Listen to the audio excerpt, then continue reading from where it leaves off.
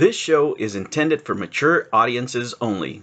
Hello, humans, and welcome to another episode of Gen X Gamer. Thank you for stopping by. Make sure you like and subscribe. Today I wanted to talk to you about the PlayStation 3 versus the PlayStation 5, and I really do believe that the PlayStation 3 was a superior console and just holds more value than the PlayStation 5 ever has, right? And it's just not because I'm nostalgic.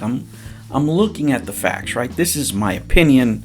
I'm not the owner of the truth, but as I've experienced both consoles, right, and I've had the privilege of witnessing, video games from they were blocky pixels over the years to the realistic stuff that we have today, right? But when it comes to these two consoles, when I'm reflecting on the PlayStation 5, one thing I can see, it does have a lack of selection of games, a diversity of games, if you will. And it just doesn't have the bang. It doesn't have the excitement that the PlayStation had. Now, the PlayStation 4 perfected it. The PlayStation 3 model, just in my point of view, right, as far as the quality of games and other things you can do. And of course, the PlayStation 5 is a technological marvel. But when you look at the two spaces in time and how these two consoles compare, right? Let's look at the PlayStation Fat, for example. When it launched in 2006, it really was a marvel of engineering, and the price was just bonkers, $650, whatever they wanted back then. And it didn't start off strong. The Xbox 360 was beating it there for a while. But, Sony made some key decisions back then. Number one, to include the processor powerhouse that they had back at the time, right? And it was producing stunning graphics for that, and also had Blu-ray capabilities, which gave it a higher storage, right? But right out of the box, it could be a multimedia hub. You can watch, entertainment on there. You can hook up to the internet. But you could also play PlayStation 1 and PlayStation 2 games, which just added to the value. Now you can just enjoy your entire collection. That's something that the PS4 and the PS5 have never replicated. Right now they want to charge you for a service and to pay for the games again. That wasn't the case back then. It was a different time. So just value-wise, just right off the gate, the PlayStation 3 is superior, doing things that the PlayStation 5 won't do. It's not that they can't do it, guys. It's just that they won't do it. So we're paying more for a machine that does less today, right? As far as looks, the PlayStation 5, PlayStation 3, they're not the prettiest models, let's just say. It's nothing to write home about. But here it's about value. But the real selling point of the PlayStation 3 was the game library, right? When you think about the PlayStation 3 and the hype that was around some games, whether you're talking about, Fallout New Vegas, for example, was a huge deal. We can talk about Skyrim, and, it doesn't matter how broken you feel it was. People were excited about that stuff. Grand Theft Auto, right, was another one. Even, simple games that you could talk about, like Journey, which is kind of a weird game, but a good one. Red Dead Redemption. You guys remember that game, right? It's still going on now. Uncharted 2. And just all the variety of games that we had and how people felt, right? When these were coming out. Metal Gear 4 Solid, which I happen to have. I still have the bag when I bought that console from a guy in San Francisco. I still have that bag, that commemorative bag of Metal Gear 4. But you talk about Call of Duty 4, you talk about Arkham Knights, Dark Souls. We're talking about games that we're still playing today. Dead Space.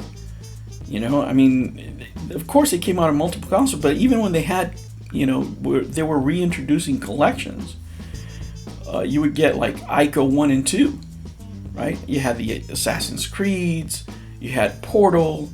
And look at the different types of games that I'm talking about.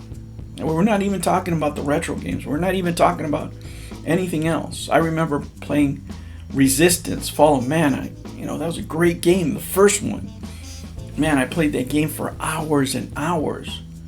but just the variety of games that you would have in there. And sure, you have a lot of options, right, with the PlayStation 5, but you have a lot of options that you can pay for. They're not right out of the bag.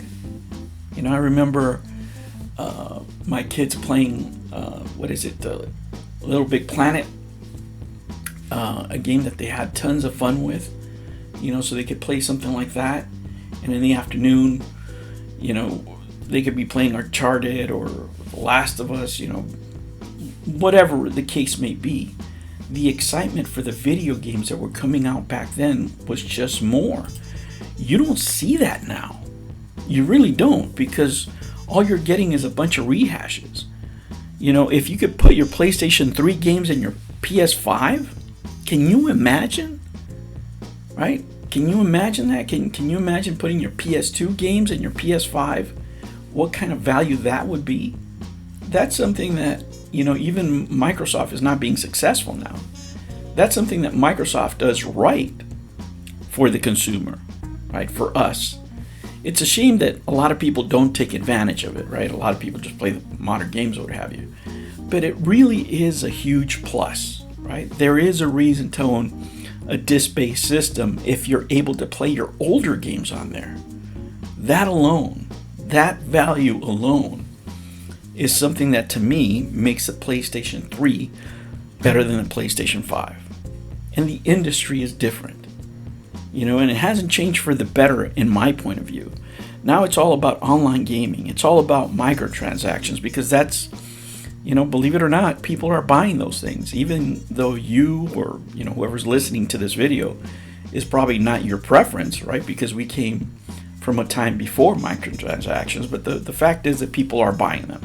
It doesn't matter what they say, the numbers reflect it, so the industry is geared that way. But if I had to evaluate both consoles at this time, if I said today, you know, which is the better console, which one of these two consoles would I rather have? The PS3, for me, hands down, right? Hands down. It's not even close. Because in today's games, they're worried about every blade of grass. Can I see every blade of glass? The shadows, are they right? Is the water shimmering? You know, those kind of things.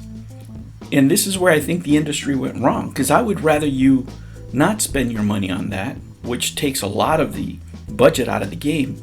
How about you hire some better voice actors? How about you hire some better writers so you can tell me a better story? You know, and Nintendo gives you this, where the graphics are not the most amazing graphics. They're good enough, but it's the story. It's the gameplay that drives those games. That's what we need to get back to. Unfortunately, I don't see that happening. There's just too much money in the microtransaction market. But I hope they do get it right. But for the argument that I'm making here, hands down, it's not even close. The PlayStation 3 is just a better console than the PlayStation 5. That's my opinion. Tell me what you guys think. I'll catch you on the next one. Like and subscribe. Take care. New videos every Monday and Sunday. Thank you for joining me on another episode of the Gen X Gamer. Remember to like and subscribe, click that notification bell, and remember, never ever be afraid to be happy. I'll catch you on the next one. Take care.